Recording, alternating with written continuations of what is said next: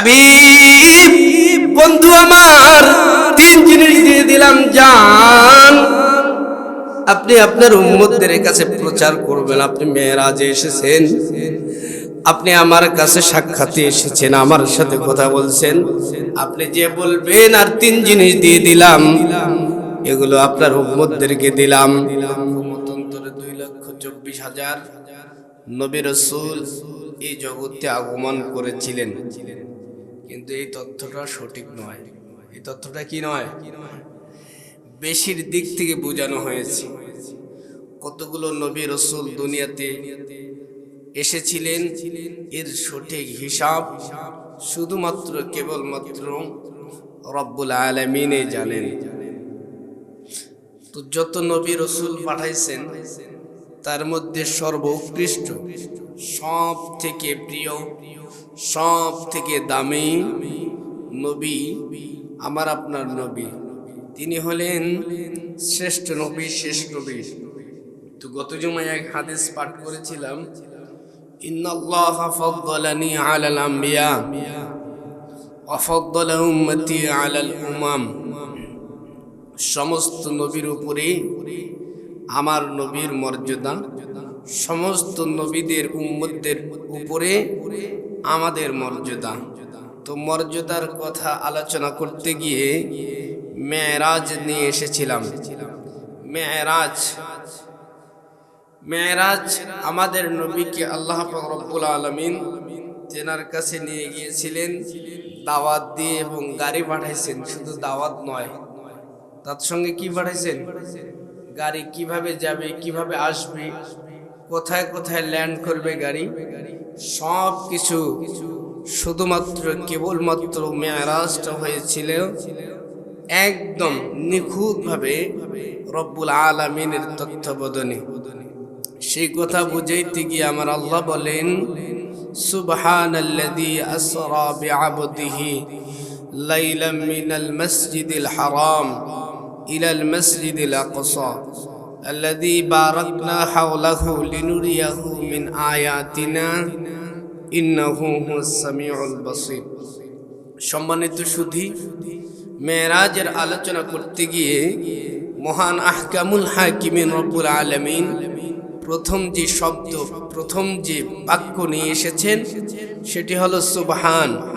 সুবহান শব্দের শাব্দিক অর্থ হলো রব্বুল আলামিন মহাপবিত্র। আমরা যেটি জানি, তাফসীর রুহুল মানী সহ বিভিন্ন তাফসীরের মধ্যে লেখা হয়েছে আল্লাহ পাক রব্বুল আলামিন শুধুমাত্র পবিত্র এটা বলতে হবে না, এটা বললে ক্ষান্ত হবে না। এই শব্দের শাব্দিক অর্থ হলো সুবহান। আল্লাহ পাক রব্বুল আলামিন সমস্ত অক্ষমতা থেকে পবিত্র। এখন যদি বলা হয় মেরাজে আল্লাহ নবী যে গিয়েছেন, কিভাবে গিয়েছেন, তো আমরা বলবো, কেউ কেউ বলবো বোরাক নামক বাহনে চড়ে আল্লাহ নবী মেরাজে গিয়েছে। কেউ কেউ আমরা বলবো রফরফ নামক বাহনে চড়ে আল্লাহ নবী কোথায় গেছে? মেরাজে। এই দুইটা না আর কোনো আছে? এই দুইটাই আমরা জেনে আছি। কিন্তু তাফসীরে জামিউস সগীরের মধ্যে মুফাসসিরিন একরাম লেখেন শুধু দুইটি যানবাহন ব্যবহার করেননি, যানবাহন ব্যবহার হয়েছে।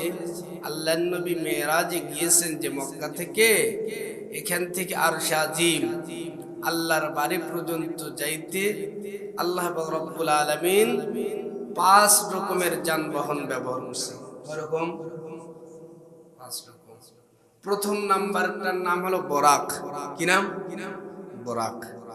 বরাক পর্যন্ত আল্লাহ নবী চলে গেছে বাইতুল মুকাদ্দাস, সেখানে 2 রাকাত নামাজ।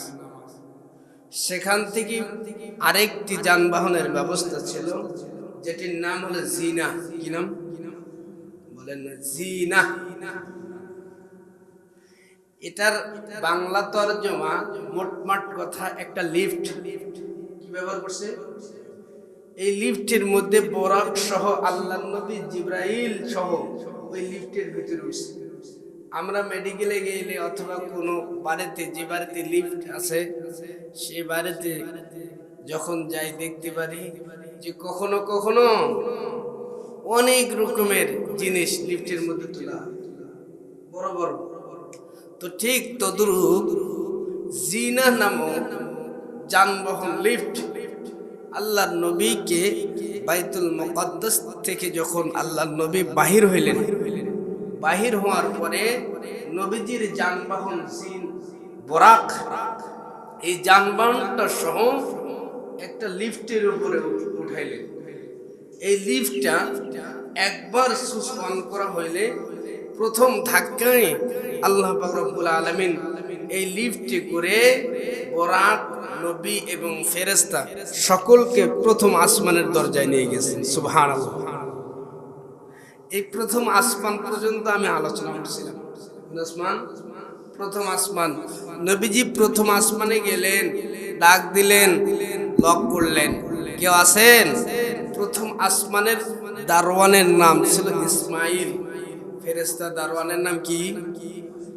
এই ফেরেশতার তত্ত্বাবধানে প্রথম আসমানটা নিয়ন্ত্রণ করার জন্য বড় বড় 12,000 ফেরেশতা ছিলেন। এই 12,000 ফেরেশতার পিছনে সকল এক একজনের পিছনে 1 লক্ষ করে ফেরেশতার বরাদ্দ ছিল। তাফসীরে জামিউস সগীর পড়ে দেখলাম সমস্ত ফেরেশতা সেদিন নবী করিম সাল্লাল্লাহু আলাইহি ওয়াসাল্লাম যখন ওই গেটের মধ্যে নক করছে, সমস্ত ফেরেশতা একখানে হয়েছে। হওয়ার পরে ওই ফেরেশতা ডাক দেয়, ইসমাইল নামক ফেরেশতা ডাক দেয়, কয় কে আপনি? আমি জিব্রাইল। কেন আসছেন? কয় আমি নবীরে নিয়ে আসছি। কয় কোথায় যাবেন? কয় আসমানে যাব। শুধু আসমান নয়, লা মাকান লা জামান, সমস্ত কিছু পেরিয়ে সিদরাতুল মুনতাহা, বাইতুল মামুর পেরিয়ে রব্বুল আলামিনের সাক্ষাতের জন্য নবীকে নিয়ে যাব। সমস্ত ফেরেশতারা ওই জায়গায় আসছে, নবীরে ওয়েলকাম দিছে। আসমানের প্রথম আসমানের দরজা খোলা হইল, নবীজি প্রথম আসমানের উপরে উঠলেন। ওঠার সঙ্গে সঙ্গে ওয়েলকাম জানানো শেষ। ওই প্রথম আসমানের ছাদের মধ্যে, প্রথম আসমানের মধ্যে একজন নবীর সাথে দেখা হয়েছিল। নবীটার নাম হলো হযরত আদম নবী আলাইহিস সালাম। কি নাম? আরে জোরে বলেন, আমার মাথা ব্যথা করতেছে, বুঝতেছেন? মানে এমন একটা জামানা শুরু হয়েছে, ছোট মানুষ তো সবাই ডাকে, এখানে যাইতে হয়, ওখানে যাইতে হয়, মানুষ সবসময় দৌড়ে। তো আদম নবী প্রথম আসমানে নবীরে সালাম দিছেন, আউয়াল ওয়ালিদুস সালিহা ওয়া ইবুক। নবীরে বলছেন আপনি ধন্য। আমার নবীরে আদম নবী কি বলেন? আপনি ধন্য। কেন ধন্য? কয় আপনি আরশে আজিমে যাচ্ছেন আল্লাহর সাথে কথা বলার জন্য। এই কথাবার্তা চলতেছে চলতেছে, আদম নবী একবার ডানে দেখে আর একবার বামে দেখে, নবীজির সামনে রেখে। আচ্ছা বলেন, কেউ যদি আপনার সামনে রেখে একবার ডাইনে দেখে একবার বামে দেখে, আপনার ভালো লাগবে? কথা চলতেছে চলতেছে, সুন্দর আলোচনা। তাফসীরের মধ্যে এসেছে আদম নবী একবার ডানে দেখে আর একবার বামে দেখে। আল্লাহর নবী, মদিনাওয়ালা পয়গম্বর, বিশ্ব নবী, রহমতে আলম নবী বাবা আদমকে ডাক দেয়া কয়, ও বাবা আদি পিতা আদম, কারণটা কি আপনি একবার ডানে দেখেন আর একবার বামে দেখেন? আদম নবী কোনো কিছু বলে নাই, চুপচাপ। পরবর্তীতে আবার কথা চলতেছে, অনেক রকমের আলোচনা, পিতা পুত্রের আলোচনা। প্রথম নবী, প্রথম মানুষ, আল্লাহ পাক রব্বুল আলামিন অতি সুন্দর করে আদম নবীরে বানাইছেন। আরেক আলোচনা চলছে, মানুষ আল্লাহ পাক তৈরি করছেন 4টি সিস্টেম। কয় সিস্টেম? কয় পদ্ধতিতে মানুষ আল্লাহ তৈরি করছে? 4 পদ্ধতি। প্রথম মানুষ সৃষ্টি করছে, বাবাও নাই মাও নাই। নাম কি? বাবা সে জন্মের ইতিম, ইতিম মানে একদম ইতিমের ইতিম। মাটির চামড়া দিয়ে যত দূর মানব সমাজ বসবাস করবে তত দূরের চামড়া দিয়ে আদম নবীরে বানাইছে। কোন নবী? আদম নবীরে বানাইছে। এই বানানোটার প্রত্যেকটা জায়গায় মুফাসসিরিন ইকরাম লেখেন, বিশেষ করে এই নাভির উপরে কেউ কেউ লিখছেন এই কল্লাটা চেহারাটা আল্লাহ পাক রব্বুল আলামিন আদম নবীর চেহারাটা নিজ কুদরতি হাত দিয়ে বানাইছেন। বলেন সুবহানাল্লাহ। তাহলে মানুষটা দেখতে কত সুন্দর। দুনিয়ার বানানে ওয়ালা বানায় একজন,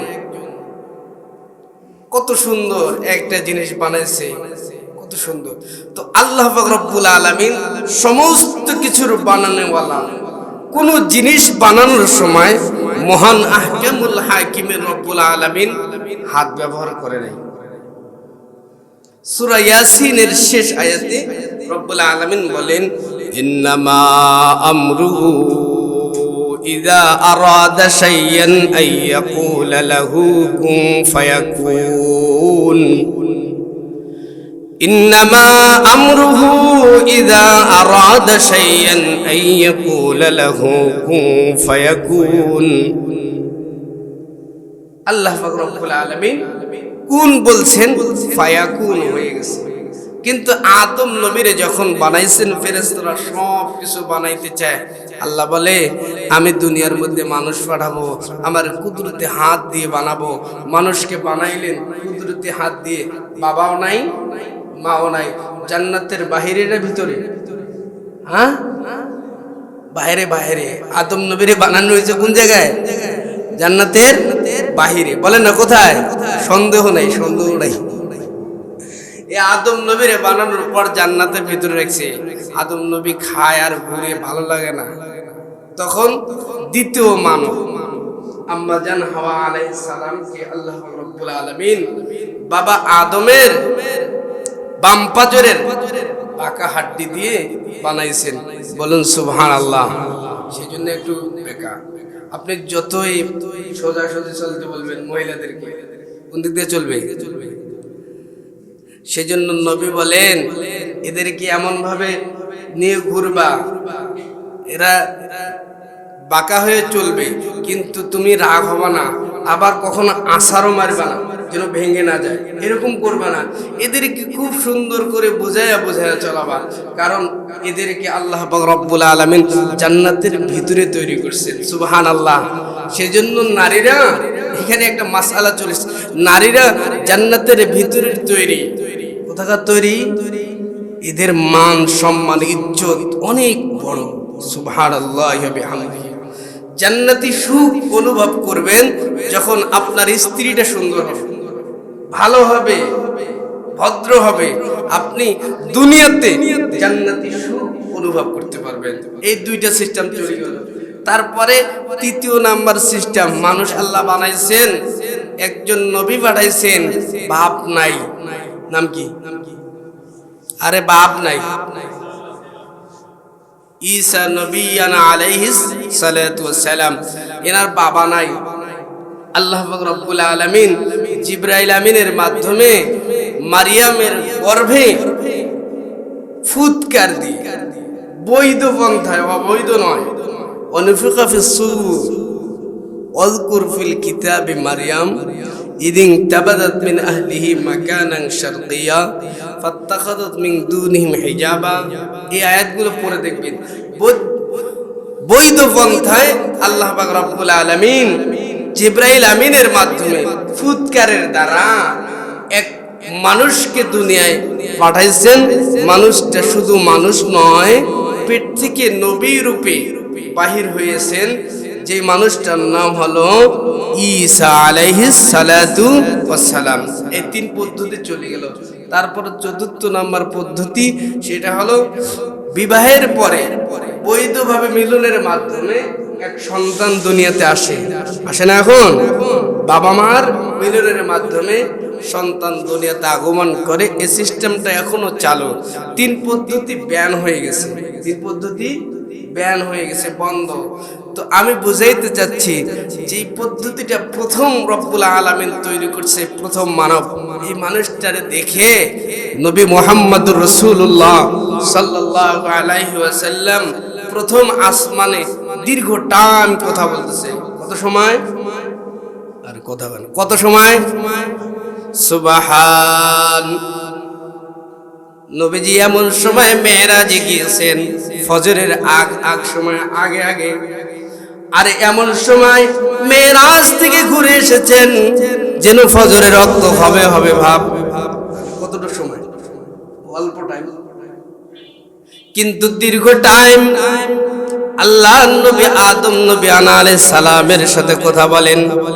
প্রথম মানুষ, প্রথম মানব, আল্লাহ পাক রব্বুল আলামিনের নিজের হাত দিয়ে তৈরিকৃত মানুষ আদম নবী আলাইহিস সালামের সাথে কথা বলতে বলতে এক পর্যায়ে দেখেন সাইয়্যিদিনা হযরত আদম নবী আলাইহিস সালাম কখনো কখনো ডান দিকে দেখে, কখনো কখনো বাম দিকে।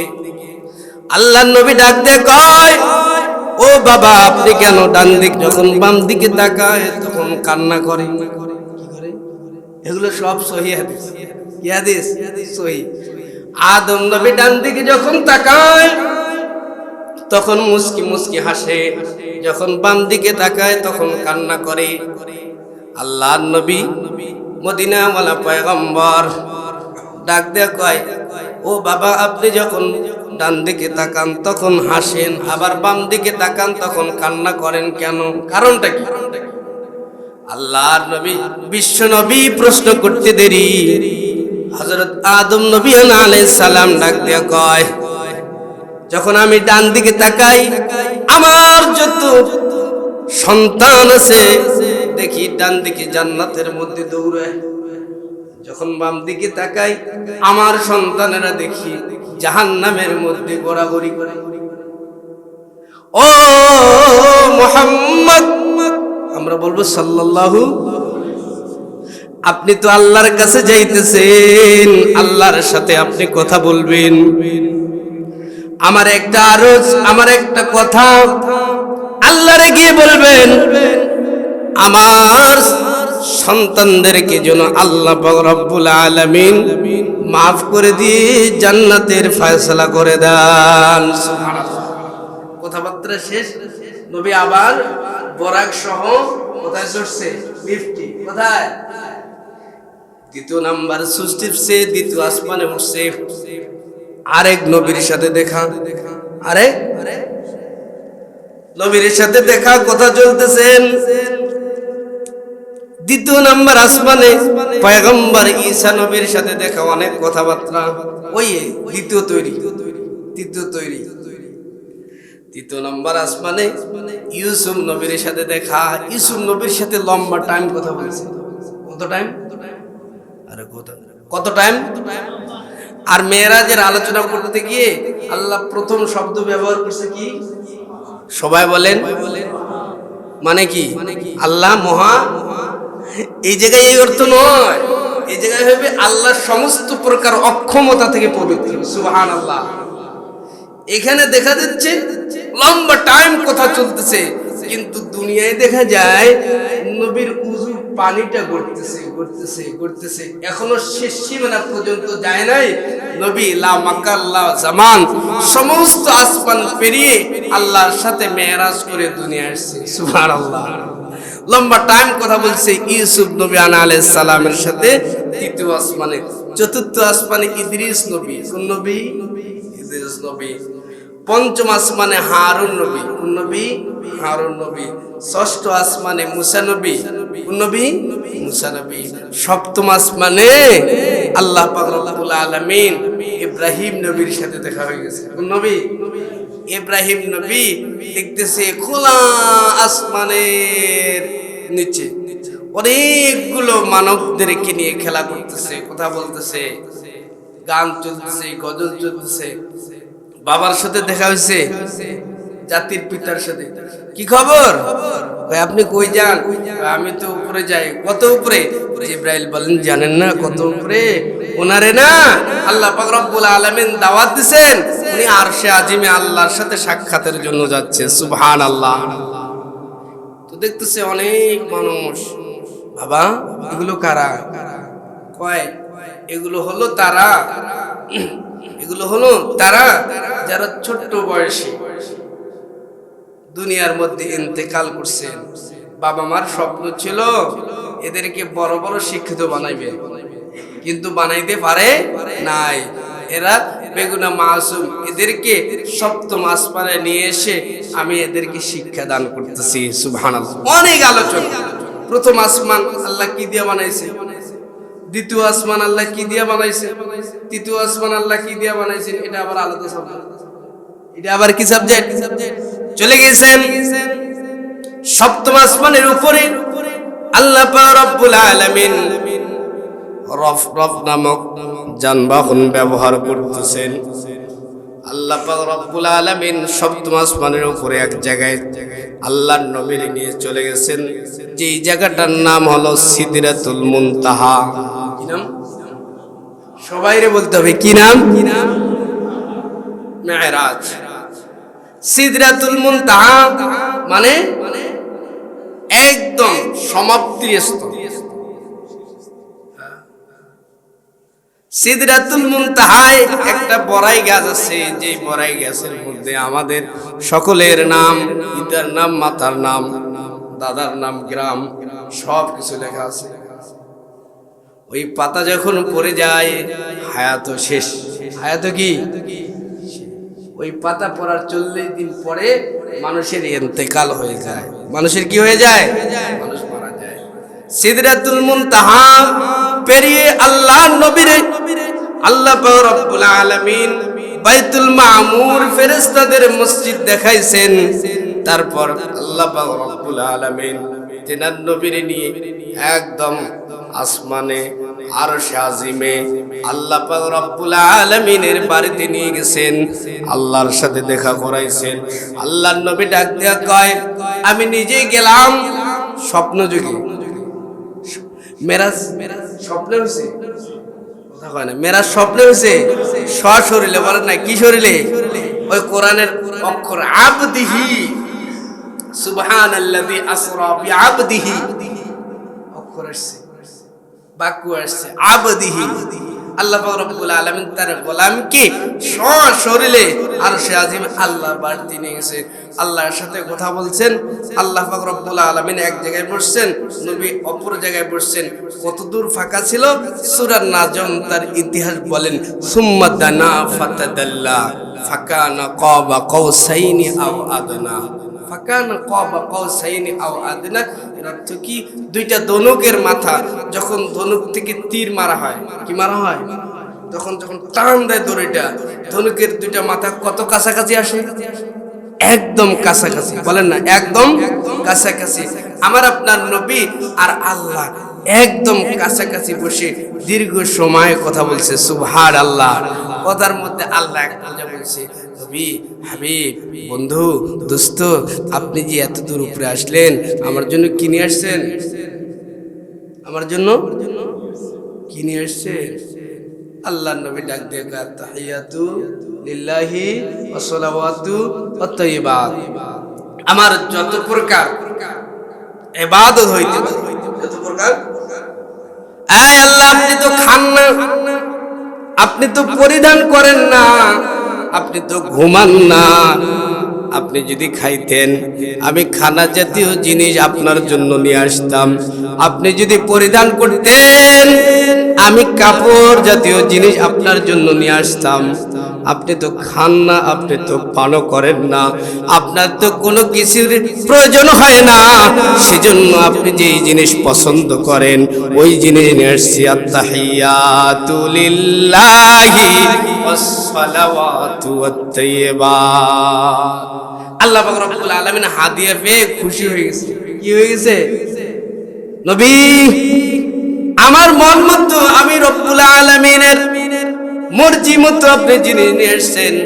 আসসালামু আলাইনা ওয়া আলা ইবাদিল্লাহিস সালিহিন। আমার পক্ষ থেকে আপনার উপর সালাম, বরকত। আল্লাহ নবী সালাম পেয়ে নিজের মধ্যে সমাপ্ত রাখেন নাই, সমস্ত পরহেজগার, সমস্ত ইমানদারের মাঝে সম পরিমাণ ভাগে ভাগ করে দিয়েছেন। বলুন সুবহানাল্লাহ। অনেক অনেক। আপনি যদি এই তাশাহুদ আত্তাহিয়াতের উপরে আলোচনা করতে যান, লম্বা টাইম চলে যাবে। কি টাইম? অনেক আলোচনা। নবী এখন আরশে আজিম থেকে, আল্লাহর বাড়ি থেকে কোথায় আসবে? মক্কায় আসবে। কোথায় আসবে? সবাই বলে না কোথায় আসবে? মক্কায়। অনেক টাইম অতিবাহিত হয়েছে, আল্লাহ বলে বন্ধু একটু কথা বলেন। না, আর থাকা যায় না, চলে যাব আমি মক্কায়। আমার উম্মতদের কি হালত একটু দেখতে হবে, একটু যাইতে হবে, আমার একটু রুখসুখ দেন, আমার একটু ছুটি দেন। কয় হাবিব দেখেন, ওই যে দেখেন, দেখতেছি। কয় কে এটা? কয় আবু বকরের মতো দেখা যায়। কয় আপনি যখন আবু বকরের সাথে কথা বলেন আমার বেশি ভালো লাগে, আমি আবু বকরের মতো একজনকে বানাইয়া আপনি যখন আবু বকরের সাথে কথা বলেন আমিও ওনার সাথে কথা বলি। সুবহানাল্লাহ। অনেক কথা হয়েছে, নবী আর আল্লাহ কাছাকাছি হয়েছে, অনেক কথা হয়েছে। কিরকম কথা? আল্লাহ পাক রব্বুল আলামিন সূরা ইয়াসিনের মধ্যে বলেন, ইয়াসিন কি বলছে? আল্লাহ বলছেন আলিফ লাম মিম। কি বলছে? অর্থ কি? আল্লাহ এবং তেনার রসুলে ভালো জানেন। যদি বলা হয় আল্লাহ জানেন তাহলে কিছু গলত থেকে যায়। আল্লাহ জানেন, আল্লাহ কি অনার্থক কোরআন পাঠাইছেন? না, এই বিষয়গুলো রসুলও জানতেন। এই বিষয়গুলো কে জানতেন? আল্লাহ এবং তেনার রসুলে এই বিষয়গুলো ভালো জানতেন। অনেক কথা হয়েছে। নবী এখন আসতেছেন, নবী এখন আসতেছেন, জান্নাত দেখছেন, জাহান্নাম দেখছেন, অনেক কিছু দেখছেন, চলে আসতেছেন। আল্লাহ পাক রব্বুল আলামিনের কাছে নবী ডাক দিতেছি, মক্কায় যাব, আমি কি গিয়ে বলবো কি আমি মেরাজে গিয়েছি? এই কথাগুলো কি ওপেন করব? কয় জি জি জি অবশ্যই ওপেন করবেন। আমি যখন ওপেন করব তখন আমার উম্মতেরা, আমার সাহাবীরা আমারে বলবে আপনি যে মেরাজ করতে গিয়েছেন আমাদের জন্য কি নিয়ে এসেছেন? আমাদের জন্য আপনি একা একা গেলেন। আল্লাহ পাক রব্বুল আলামিন ডাক দেয়া কয়, হাবিব বন্ধু আমার, তিন জিনিস দিয়ে দিলাম। কয় জিনিস? আপনারা ঘুমাইতেছেন, কে কে ঘুমান একটু হাত তুলেন তো। কেউ ঘুমান না? হাবিব বন্ধু আমার, তিন জিনিস দিয়ে দিলাম, যান আপনি আপনার উম্মতদের কাছে প্রচার করবেন আপনি মেরাজে এসেছেন, আপনি আমার কাছে সাক্ষাতে এসেছেন, আমার সাথে কথা বলছেন, আপনি যে বলবেন। আর তিন জিনিস দিয়ে দিলাম, এগুলো আপনার উম্মতদেরকে দিলাম। নাম্বার 1, ও নবী আপনারে না 50 ওয়াক্ত নামাজ দিলাম। 50 ওয়াক্ত নামাজ। দ্বিতীয় নাম্বারের জিনিস হাবিব সূরাতুল বাকারার শেষ 2 আয়াত অথবা 3 আয়াত দিলাম। আর আদম নবীর একটা আরজি ছিল তেনার সন্তানেরা যেন জাহান্নামে না যায়। তো তৃতীয় নম্বরে আপনার সাথে কথা বলে বুঝলাম আপনি আপনার বাবার আরজিটা আমারে বলছেন। তৃতীয় নম্বরে আপনার আরেকটি জিনিস দিলাম, আপনার গুনাহগার উম্মতেরা যদি কবিরা গুনাহ করে, কি গুনাহ? সগীরা গুনাহ, ছোট গুনাহ। কি গুনাহ? মানে বাচ্চা সাপ। কি সাপ? বাচ্চা সাপ পকেটে রাখবেন, বাচ্চা বাচ্চা সাপ। আর কবিরা গুনাহ হলো বড় সাপ। কবিরা গুনাহ যারা করবে ও নবী আপনারে সার্কুলার দিতে বললাম।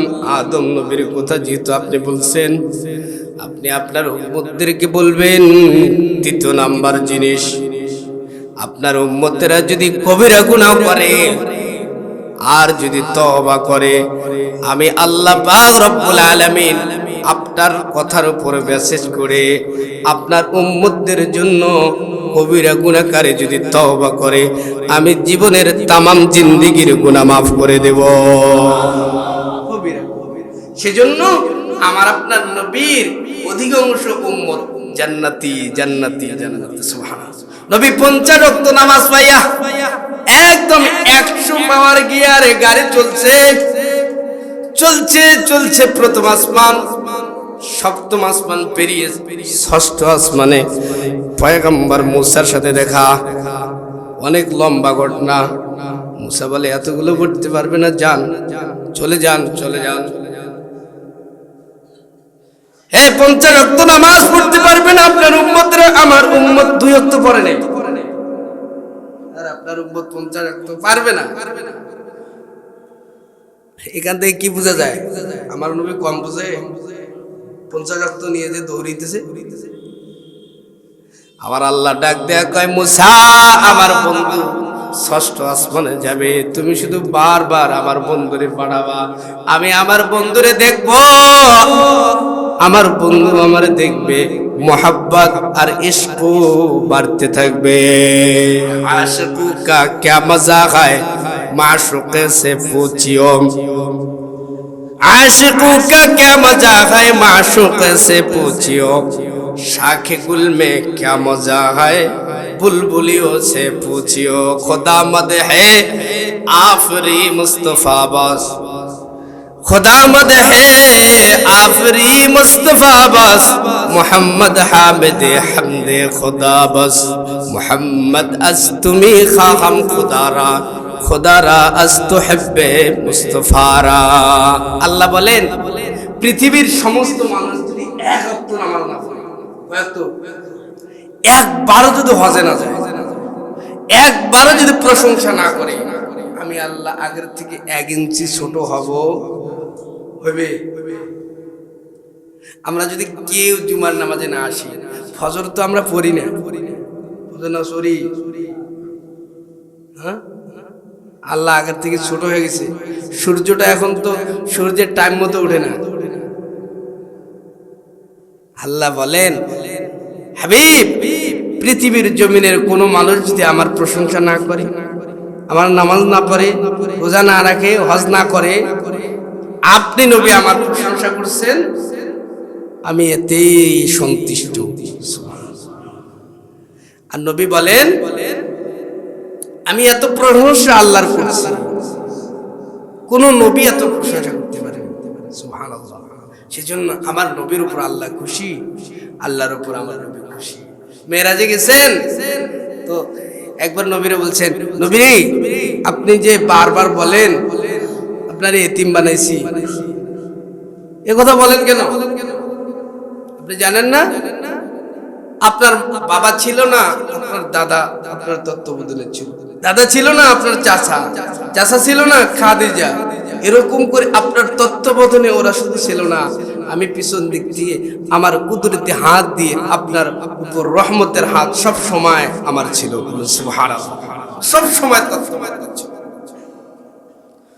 100 বার গিয়ে আসতেছে 50 ওয়াক্ত নামাজ। মুসা নবী ডাক দেয়া কয়, পারবে না জান, এতগুলো নামাজ কি পড়তে পারে নাই, খাবে কি, কখন খাইবে? আমার মন বলে এইটা সিস্টেমটা ভালো ছিল, এই নামাজ থাকতো, আমরা শুধু নামাজ পড়তাম আর আল্লাহ উপর থেকে খানা দিত, যা নামাজ পড়তাম আর খানা খাইতাম, এই সিস্টেমটা ভালো ছিল না?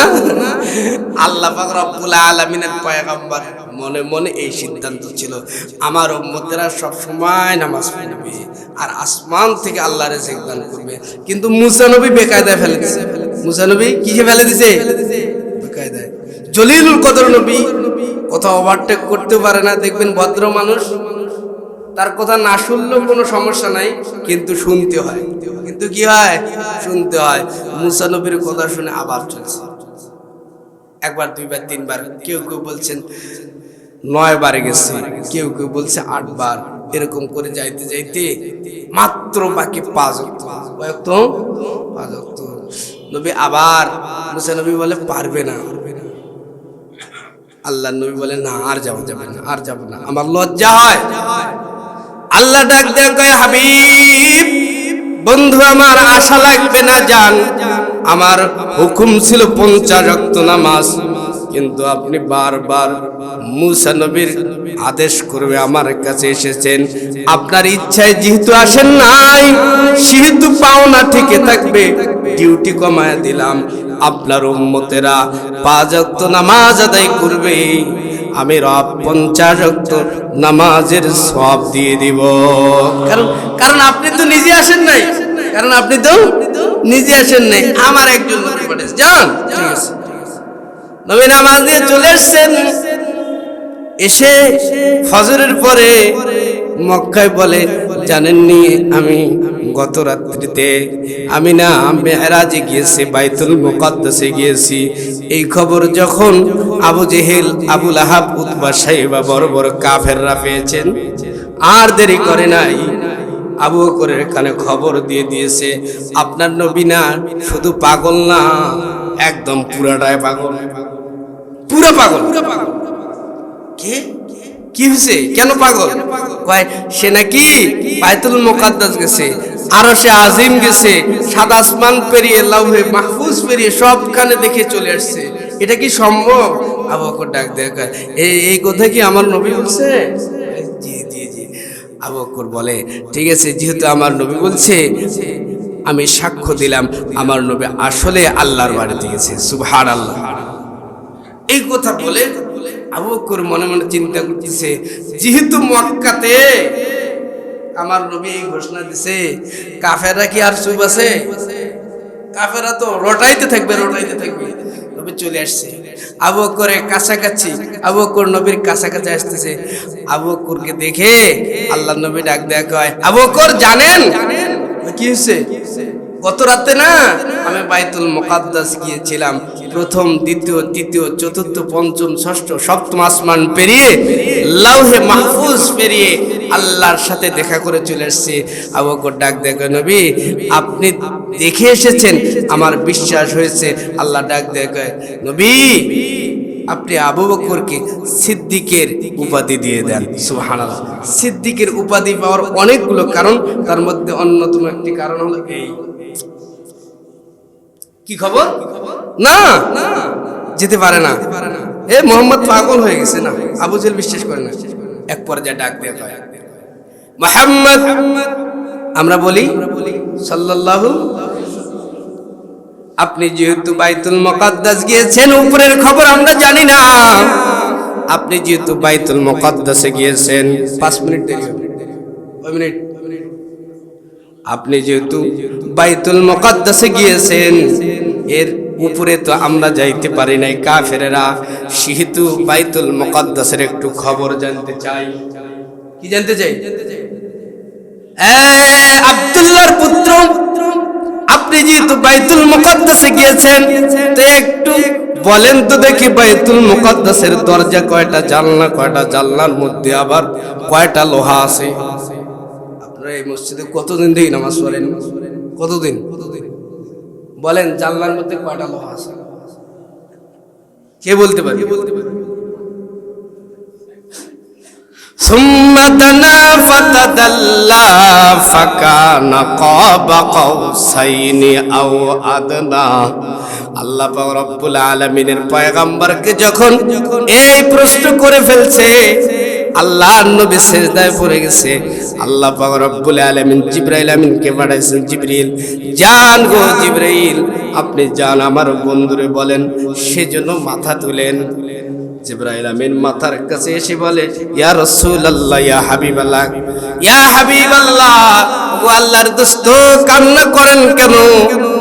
মাথা তুলুন, চক্ষু খুলুন, আপনি কিসের টেনশন করেন? একটু চোখগুলো সামনের দিক দিয়ে দেখেন। আল্লাহর নবী সামন দিক দিয়ে দেখতেছে, সমস্ত কাফেরেরা নবীরে ঘিরেও করে ধরছেন। আবু বকর ওই জায়গায় হাজির। কাফেররা ডাক দেয়া কয়, এখন পাবে না তো, এখন সিজদায় চলে গেছে। আল্লাহ পাক রব্বুল আলামিন ডাক দেয়া কয়, জিবরাইল এখনো দেরি করেন কেন? দেরি করিয়েন না, বাইতুল মুকাদ্দাসটা আপনার হাতের মধ্যে নিয়ে এসে আমার বন্ধুর চোখের সামনে দিয়ে দেন। বাইতুল মুকাদ্দাস জিবরাইল আমিনের হাতের মধ্যে কেমনে কেমনে যেন চলে এসেছে, এ ক্ষমতা আল্লাহর নাই। শুধু বাইতুল মুকাদ্দাস, গোটা পৃথিবী জিবরাইল আমিন হাতে নেওয়ার ক্ষমতা আছে। সুবহানাল্লাহ বলেন। বাইতুল মুকাদ্দাস হাতে নিয়ে আল্লাহর নবীর সামনে তুলে ধরছে। আল্লাহর নবী এমন ভাবে বর্ণনা দেয়, ভাই ফ্যান হলো 10টা, জানলা হলো 18টা। এরকম এরকম নয় ভাই, ফ্যানটা এরকম এরকম রঙের, জানলাগুলো এরকম, দরজা এরকম, আর একটার খিল নাই। কি নেই? দরজার একটা কি নাই, তালা নাই। এরকম যখন বর্ণনা ধরতে দিতে গিয়েছে, কাফেররা অনায়াসে বলে ফেলছে, এ মুহাম্মদ, তুমি শুধু বাইতুল মুকাদ্দাস দেখিয়ে শোনাই, আমাদের মন বলে তুমি মনে হয় বাইতুল মুকাদ্দাস নিজে ডিজাইন করেছো। আর দেরি নয়, আসুন কালিমা পড়ে দেন আমাদেরকে, আমরা কালিমা পড়ে মুসলমান হয়ে যাব। সুবহানাল্লাহ। মেরাজ থেকে আল্লাহ নবী কি নিয়ে আসছে? নামাজ। নামাজ পড়া লাগবে কি লাগবে না? আল্লাহ আমাদের সকলকে নামাজি বানায় দেখ। সকলে বলুন আমিন। ওয়া আখিরু দাওয়ানা।